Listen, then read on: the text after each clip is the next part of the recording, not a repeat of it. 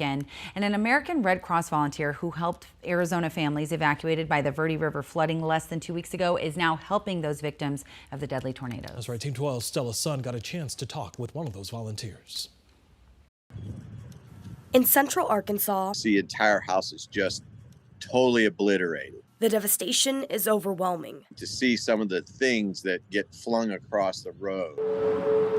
After a powerful EF3 tornado touched down on March 31st, barreling through 34 miles in Little Rock, I got a call on Saturday. Arizonans answering the call for help. We recently had our own disaster response in Camp Verde. We were just about finished, and so came off of that one and came here. Tom Batson with the American Red Cross Arizona New Mexico Regional Chapter says shortly after helping families affected by the Verde River flooding in Yavapai County, he packed up and headed south. I left on Monday morning. Batson says he could be there for 2 weeks to even a whole month. It just kind of depends on the need. And the need is tremendous. We're responding in 4 counties. The tornado killing 1 person, injuring more than 50 people.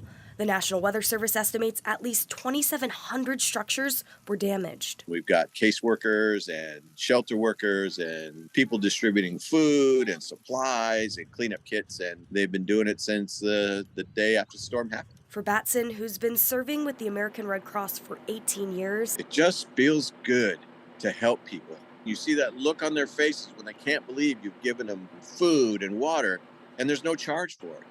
And they just hug your neck. And with the help from Arizonans like Batson, we provide comfort, and we are doing that. Arizonans are doing that. Central Arkansas will rebuild. Amazing stories of resiliency and survival, and it's pick up the pieces time now. Stella Sun, 12 News. If you'd like to help out the American Red Cross directly, just head to their website. That's redcross.org.